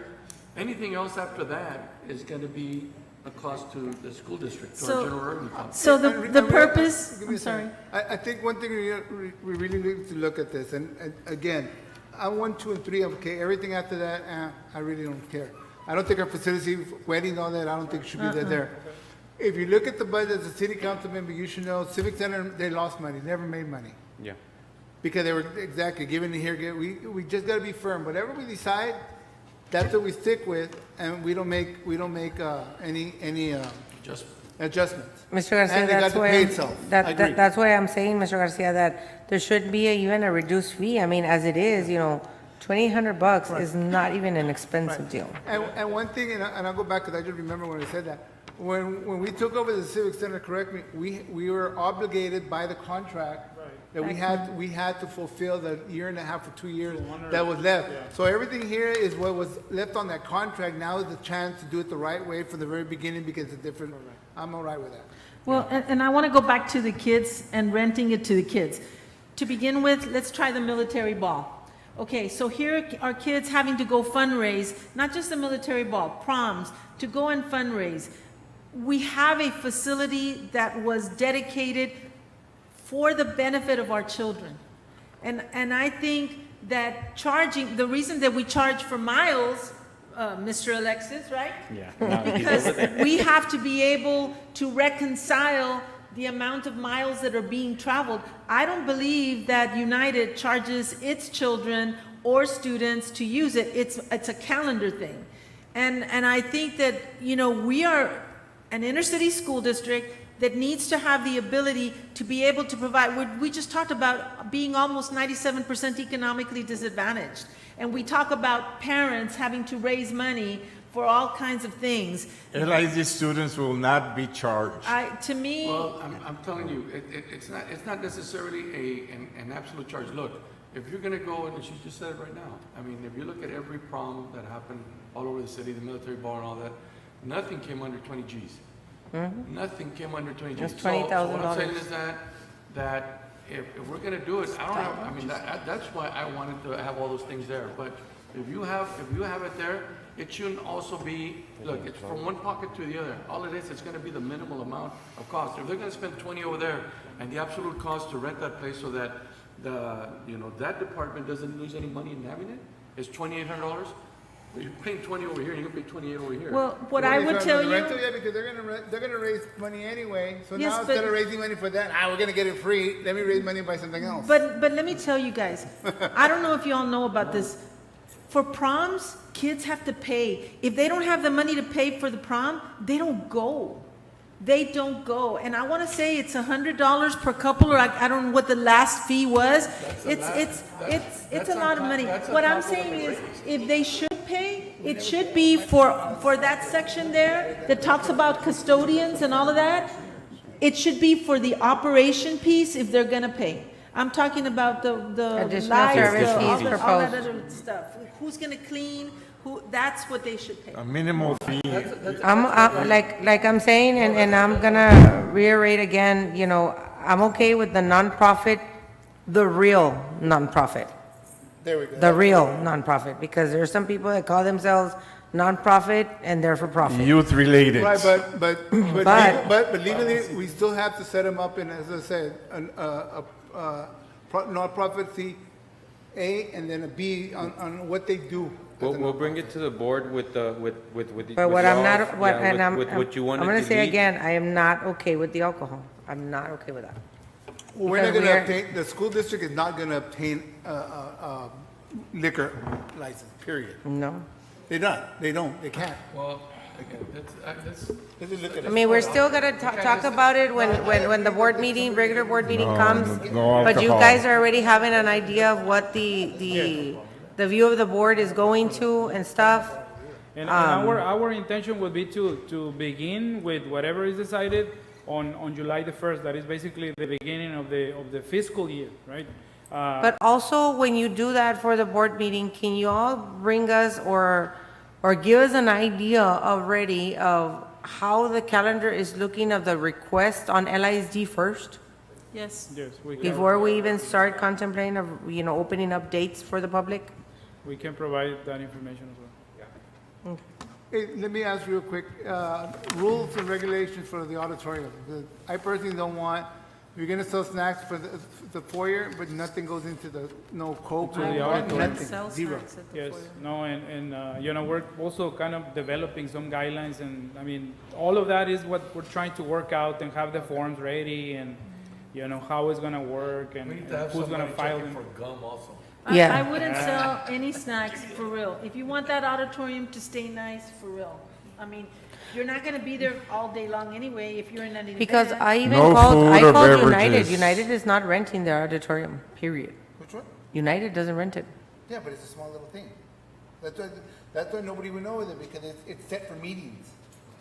No, they use it for all the student events. They use it for their school events, but Yeah. it's What is not- so? it's not for a public event, not big. No, I don't know. About the size of the BMT. Yeah, Okay, it's about we'll bring, BMT. we'll bring some update by the regular board meeting. 800. Thank you. Okay, next. Move on. Sorry. That was good discussion. Item number 14. Thank you, gentlemen, and everyone who helped. Item number 14, discussion and presentation on the 2022-2023 annual budget. I know that Ms. Ayala is ready to sit up there and stand up there, as well as Ms.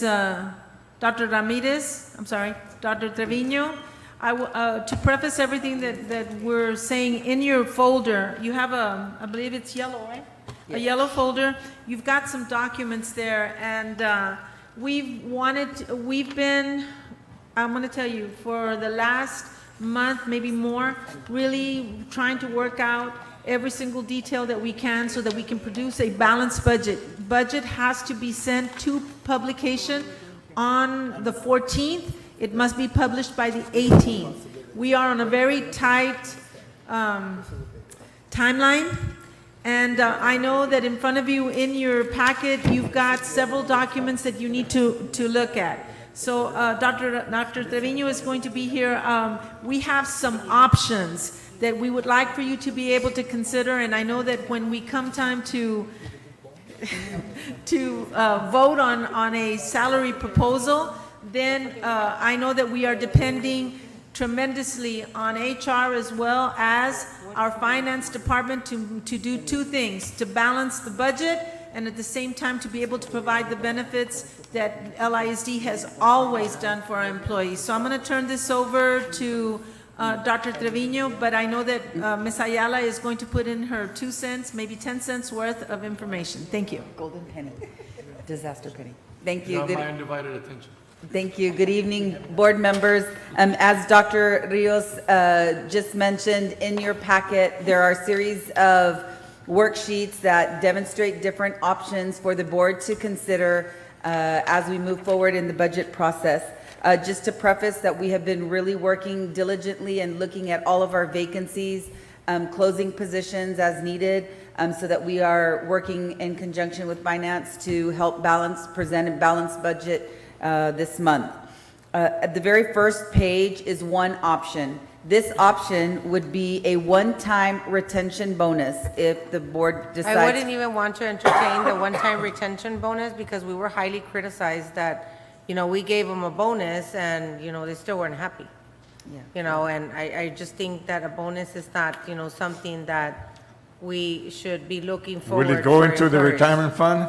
Yeah, it This did. would The other not. one did, This too. would not? This one would not. Well, This one would the other be, one did too. One way or the other, and I'm glad Ms. Garcia said that, they were not happy, but the way that the bonus was given to them, it did go to retirement. Yeah, it did. yes, the Yeah, $5,000. This one can have two ways. You can give it straight, or you can do it. But in a what we second. also need to be reminded that those $5,000 that we gave was with the decision of this board, not because the federal government told us we had to give them that money. Right.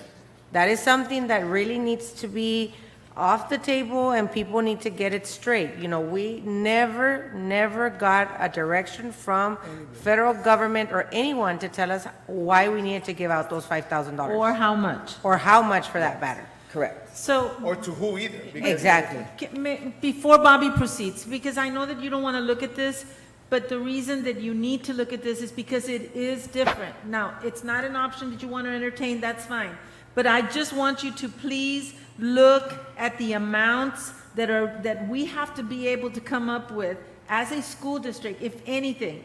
The difference between the retention bonus and what you did last year is that the retention bonus could actually be awarded in September, like right off the bat. That is just as a retention bonus with having no performance.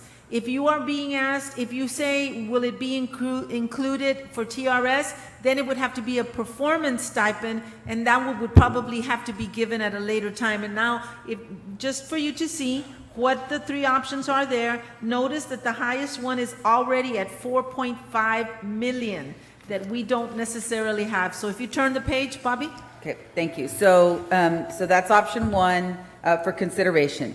The next option, the next 2 pages are reflective of the teacher salary pay scale and options for the teacher salary pay scale raises. So the second page, if you'll notice at the top, it says estimated cost on step increase. This is just giving the natural step that happens in our pay plan. And as you'll notice in the 4th column is the amount of the step increase, and it varies from $250 all the way up to $1,700 in some cases, depending on the years, okay? So this gives everybody a raise, just not the same amount of raise. So So that's the step increase. What this board has done in the past has said, we're going to just approve a step increase.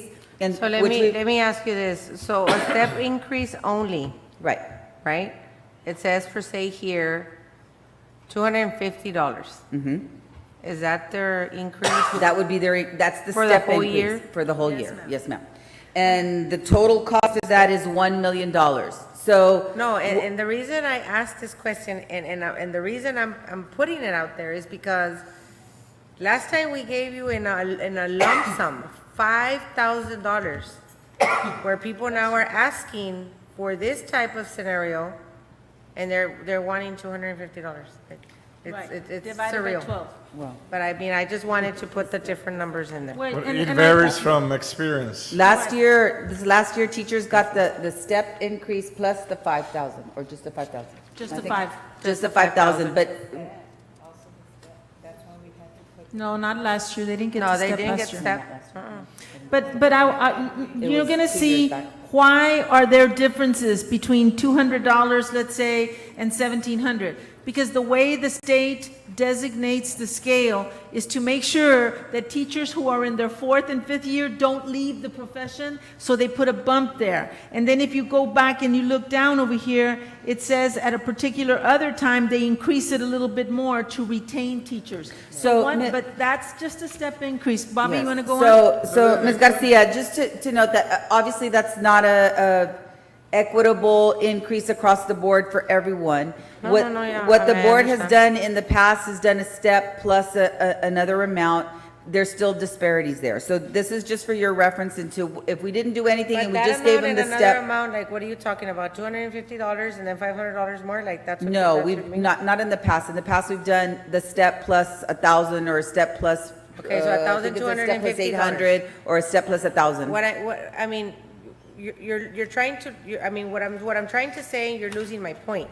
What I'm saying is it goes from $250 to $1,000, so that's a total of $1,250. My argument is that we had a house full of a lot of employees here, last board meeting, basically upset that we had given them $5,000. And right now, because they want to see it. Well, but the reality is our budget cannot sustain that. Exactly. And, So, you know, there's never- so, look, I you're mean, never our gonna budget have cannot sustain everybody- that. Just the step, I'm sorry, Mr. Garza, but just the step, as you can see with benefits, is $1 million. And that's just, we're just talking about teachers at this point. If you look at let me just get through the different amounts and then you all can dialogue about that. But the next page is saying, okay, straight down, we're gonna do $1,050 for all teachers. And that would total at the very bottom, $1.64 million, teachers only. $1,000, $1,050 straight down, everyone gets the same amount for teachers. That's just looking at the teacher pay scale. Then we have to go to, Wait, Bobby, before you leave, y'all notice in the very first column, that tells you how many teachers there are based on where they're at. Like, for example, look at 0. How many teachers are on that? 73.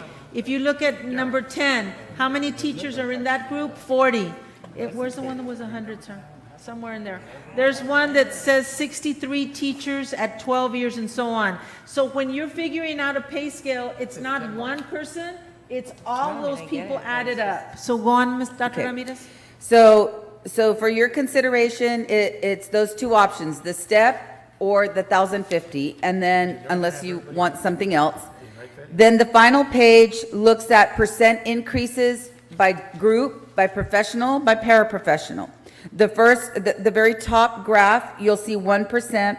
If we gave 1% off of everybody's midpoint, depending on where they are, Not teachers. it would be $293,000 for 1%. If you gave 1% to paraprofessionals, it would be $425,000 total, or a grand total of $719,000. That's the way that reads. And you'll see 2%, 3%. We could do a combination. The board has done that before, where they've said 1% for administration, 3% for paraprofessional, or 2% for admin, and 3% for paras. You all have gone very bold recently, pre-pandemic, where it was like a 5% and a 7%. We're not at that financial place right now, and so these are the three kind of scenarios that we're providing to you.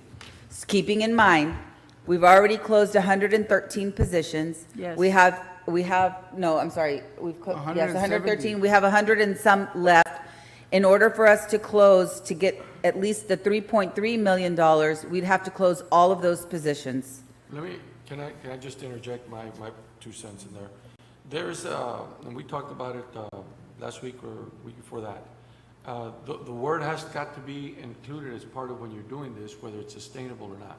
If we, all of a sudden, next year, we go back to 23,000 students, there's all those positions that we closed and didn't open, chances are we're gonna have to bring them back, right? So, being reasonable and thinking about that and being prepared for that, we have to understand that there might be the chance that only the bonus would apply, because if you consider a 1 or 2% raise, you're not gonna be able to sustain it the following next year, because it's already included as part of this year's deal. So in other words, we climb up another X amount of dollars in their salary, we have to honor that no matter what happens last year. If we go down to 16,000 kids next year, Yeah. we still have to honor that. That's the reality of it. That's And if you look at the scenario at the bottom, if you did 1% for administration and 3% for paraprofessionals, you're talking about $1.57 million. Add that to the 1.64, now you're already looking at, generally our raises look at around $4 to $5 million. Right, but just to put something on what they're saying, you agree to what is not true, is whatever you're going to agree to this, whatever, say we spend $4.5 million and everything all together, that's for this year, and we probably already looking at next year, because that's what we're looking at. So that's that we're not gonna have it. Now, if we get rid of all these slots, that's fine.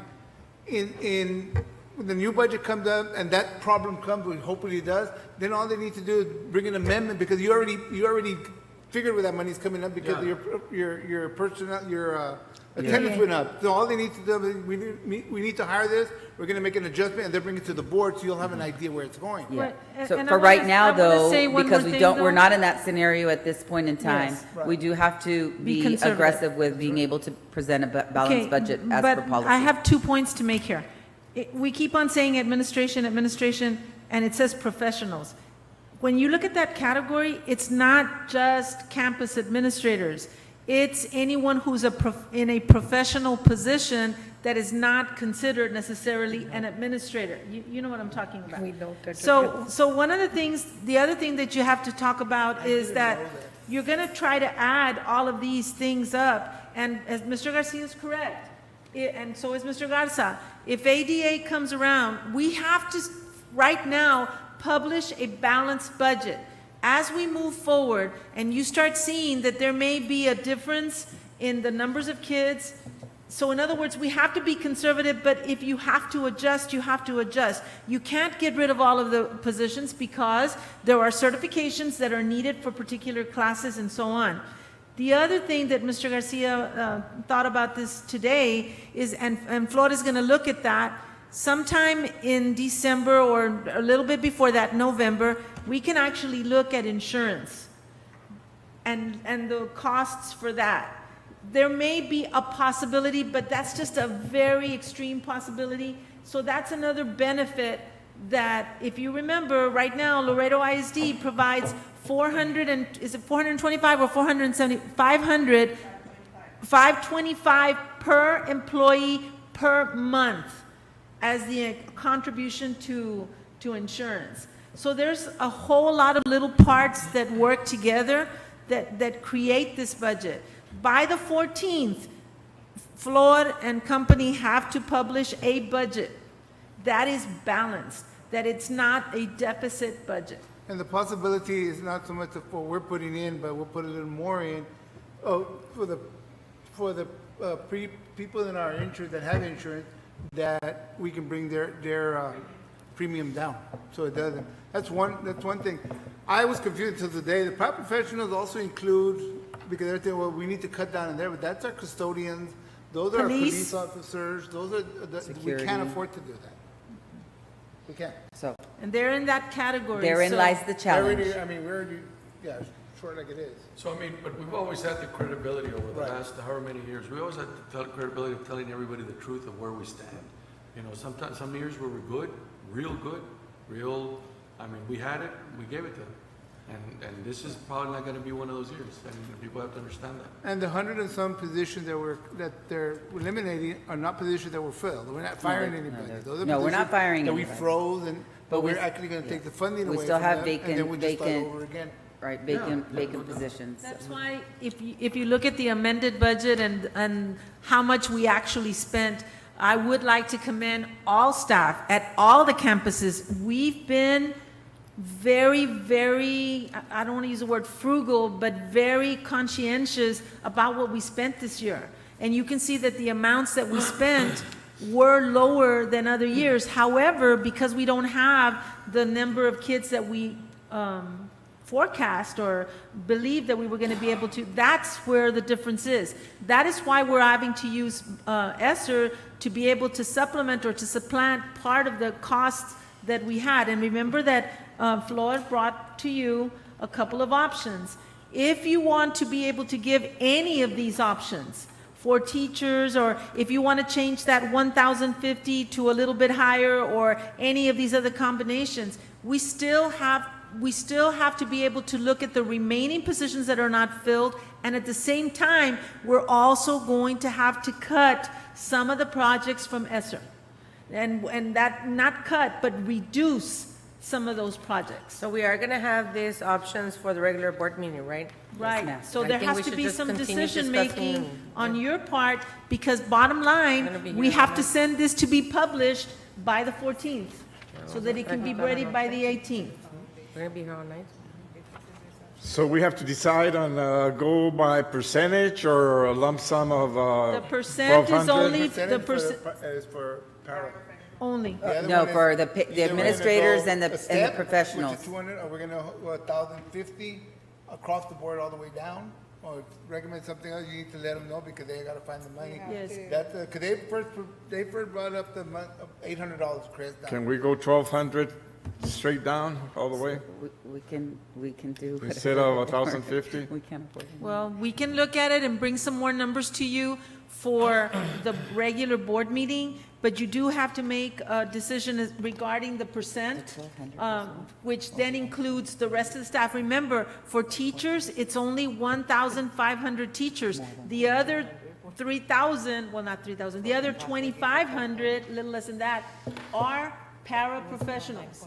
So it's two decisions to be made. One is for the teaching group, which is teachers, nurses, and librarians, and then the other group is the For 3%. everybody else. Anybody else who's not a teacher, who's not a nurse, who's not a librarian, this is what manages Yes, but that. if we go 1% for paraprofessionals, somebody making 20,000, I mean, their raise is gonna be $200?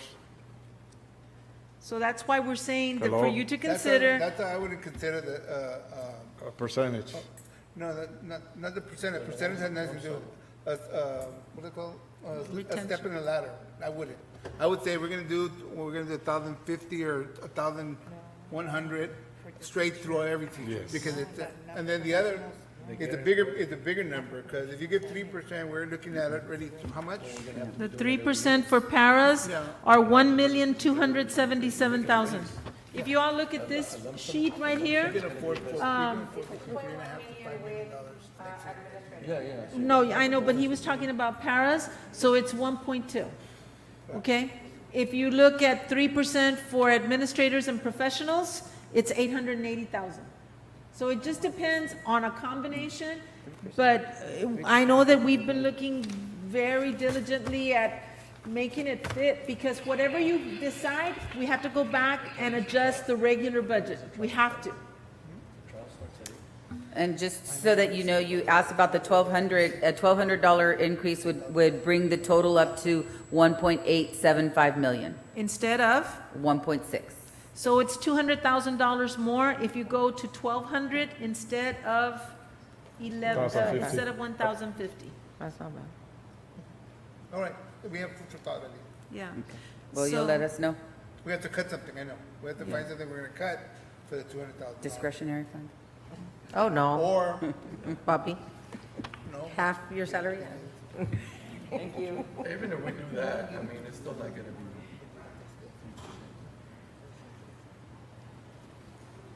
So, y'all can talk about it. Okay, may we, when he said that, it went, bing. Yeah, next. okay, so item number 15, discussion and presentation to approve the submission for missed school days waiver for campuses closed due to water pressure or no running water from February 23rd, 2022 through February 25th, 2022. If you remember, when we had very low attendance, we had the option of submitting a request for a waiver so that we could get some of that funding back. And Mr. Castilla, can you briefly explain that? Yes, as Real quick, TA why does it allowance. say and to approve, we don't approve nothing tonight. No, because this rolls over into the regular. I just want to make sure that we don't do it. Okay. No. Okay, Mr. Yes. Castilla. So in this one, the TEA allows us to go ahead and submit for campuses. In this case, since it was only to specific campuses, we can submit by campus. And for us to be waived for those minutes, the campus was not in operation in person. It was basically remote learning during that time. Okay. So before anyone leaves, I would like to tell you in your folder is a new amended calendar that we're wanting to submit for approval at the regular board meeting. What we've done is we've gotten together, we went ahead and on the bottom it says revised. That's the one that we want to be able to submit to you. The one behind that is the current one.